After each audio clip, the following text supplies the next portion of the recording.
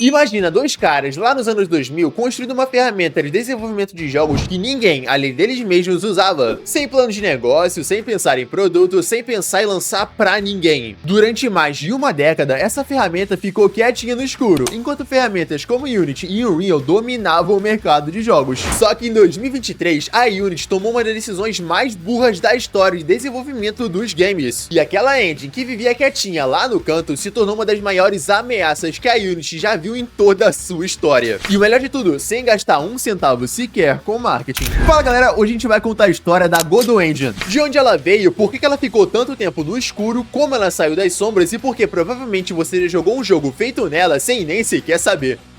Pra entender a Godot, a gente precisa voltar pra Buenos Aires, Argentina, lá nos anos 2000. Aqui a gente se encontra com dois desenvolvedores, Juan Linietsky e Ariel Manzur, que tinham uma empresa de consultoria chamada Codenix. O trabalho deles era desenvolver tecnologias para estudo de jogos na América Latina, e no geral era um trabalho bem tranquilo. Só que aqui a gente se depara com um problema sério. Na época, as engines de jogos boas não eram nada acessíveis, e eu não tô nem falando de dinheiro, mas sim disponibilidade. Se tu precisava de uma ferramenta, bom, você tinha que ir lá e fazer à mão. É tipo você ir no mercado num dia qualquer, procurar um alimento e ver que todas as prateleiras estão vazias. Você tá cheio de fome, mas mesmo assim vai ter que cultivar a própria comida. Então eles fizeram exatamente isso. Eles cultivaram a própria comida. A ferramenta passou por vários nomes esquisitos ao longo dos anos, como por exemplo, Larvotor Legacy, CNG 3D, Larvita, até chegar no que a gente conhece hoje, a Godot. E tu sabe da onde que veio esse nome? Da peça de teatro de Samuel Beckett e Esperando Godot. Na peça, dois personagens ficam esperando por um cara chamado Godot que nunca aparece. E os devs escolheram esse nome justamente por conta daquele desejo de sempre querer adicionar mais uma feature ou então mais um recurso sem nunca chegar no sentimento de satisfação sentindo que a ferramenta tá completa. Por mais de uma década, a Godot foi só usada internamente e licenciada para poucos clientes na América Latina. Basicamente, quase 100% do mundo nem sequer sabia que ela existia. E se liga no contexto. A Argentina estava passando por uma estabilidade política e financeira muito séria naquela época. O próprio Juan chegou e falou que isso complicou demais o trabalho deles. Então não era só chegar e fazer uma engine boa, era fazer isso no meio de um monte de problemas que estavam completamente fora do controle deles. Entre 2015 e os anos seguintes, a Godot foi crescendo devagar, melhorando o editor 2D, a física, a usabilidade, tanto que em 2015 ela entrou como projeto membro da Software Freedom Conservancy, que é uma organização sem fins lucrativos que dá suporte legal e institucional para projetos open source. Isso foi um passo muito importante, já que até então era um projeto que só dependia da boa vontade de quem trabalhava nele. E aí aconteceu uma coisa que na época parecia quase insignificante, mas que na verdade foi muito importante. A Microsoft fez uma doação de $24 mil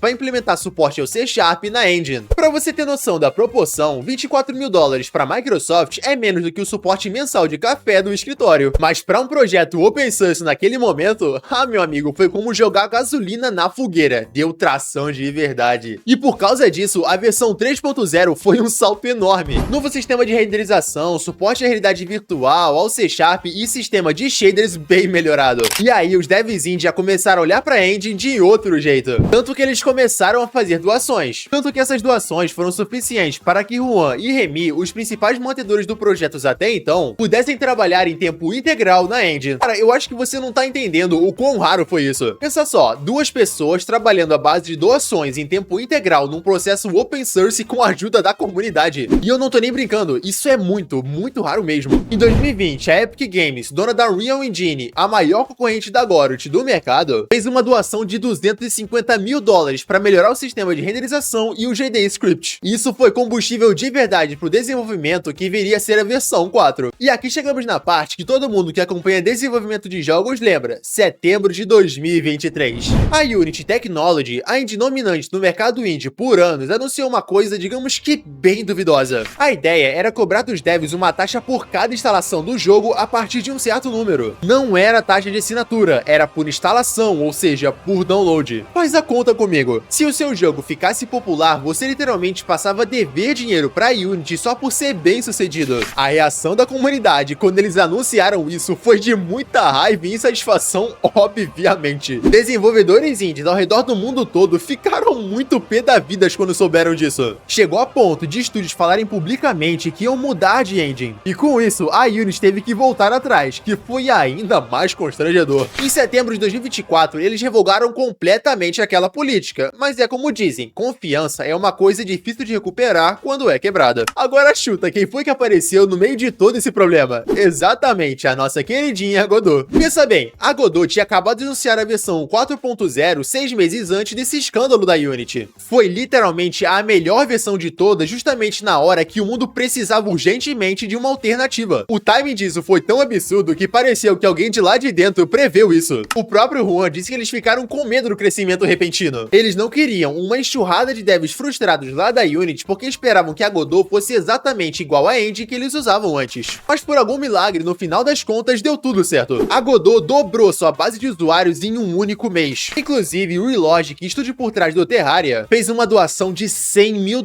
com uma mensagem dizendo que só queria que a engine continuasse sendo boa e acessível pra todo mundo. Tá bom, eu sei que talvez eu esteja um pouquinho animado demais, então eu vou dar um passo pra trás pra quem não conhece a engine tecnicamente. A Godot usa o sistema de nós e cenas. Se você já montou um Lego, você vai entender. Cada peça é um nó, e quando você junta eles, você tá criando uma cena. Cada cena pode virar uma peça que vai entrar numa cena maior, ou seja, por natureza é modular. A linguagem principal é o GDScript, uma linguagem criada pelos próprios desenvolvedores da Godot, que é muito parecida com Python. Se você já mexeu com Python, você vai aprender o GDScript em um final de semana só. E a engine também suporta C# e C++ para quem precisa de mais performance. A engine tem um 2D dedicado, ou seja, não é um sistema 3D simulando um 2D como outras engines fazem. Para jogos pixel art, plataformas, RPG 2D, a Godot vai ser imbatível em facilidade. Em 3D, ela ficou para trás por muito tempo, mas a versão 4.0 trouxe suporte ao Vulkan, que é uma API moderna de baixo nível. Ou seja, é basicamente o sucessor do OpenGL, o que mudou completamente a questão de qualidade de gráficos. E tem uma coisinha que diferencia a Godot de qualquer concorrente. Ela pesa cerca de 120 megabytes. O editor da Unity pesa facilmente 15 gigabytes com dependências. Já a Godot abre em segundos, sem internet obrigatória, sem splash screen forçado, sem nada. Você baixa, abre e já pode começar a fazer o seu jogo. Beleza, a gente já falou bastante da engine no papel, mas agora bora pra parte realmente interessante, os jogos que saíram dela. Deixa eu te contar sobre o Brotator, um jogo onde você é uma batata ambulante que usa até 6 armas ao mesmo tempo para poder se defender de aliens.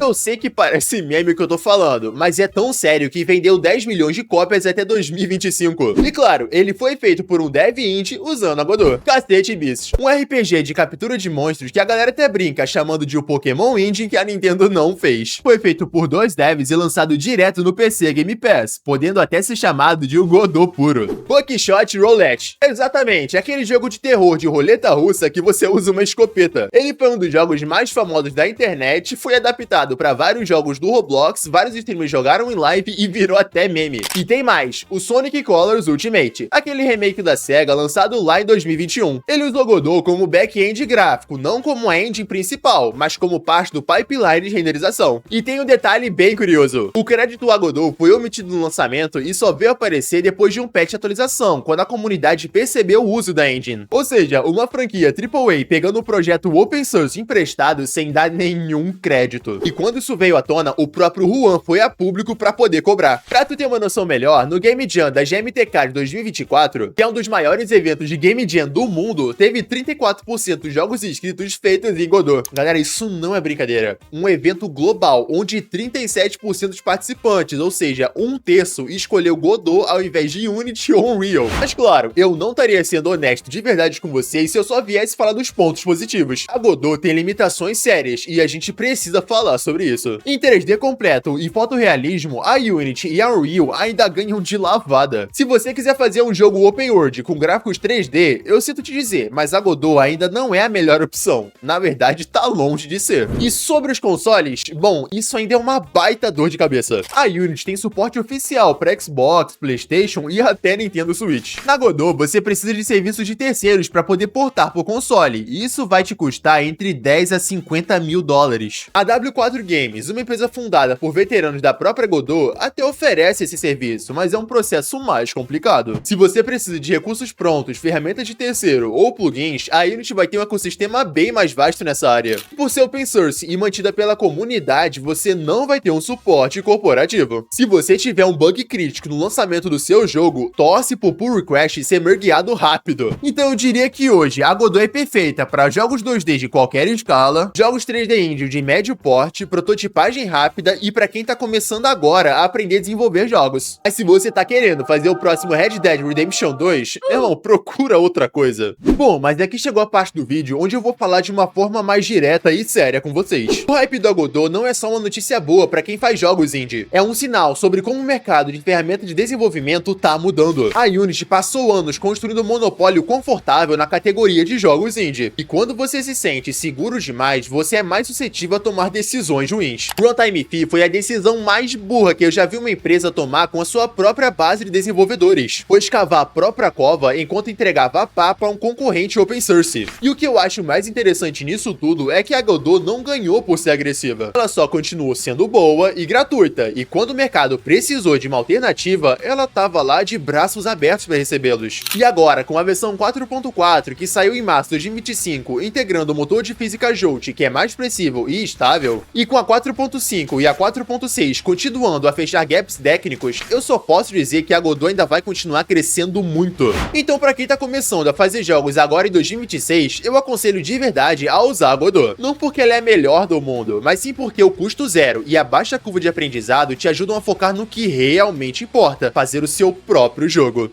Bom, galera, essa foi a história da Godot. De uma ferramenta interna de uma empresa de consultoria lá da Argentina até se tornar a maior engine em crescimento hoje quando se fala de fazer jogos de forma independente. Agora me fala nos comentários se você já pensou em usar Godot para algum projeto ou se tá pensando em aprender. Se inscreve no canal, ativa o sininho se não for inscrito, porque, cara, eu te garanto, sempre vai ter conteúdo de qualidade aqui, sobre história de tecnologia, programação e tudo que for relacionado. Mas é isso, galera, valeu e até a próxima.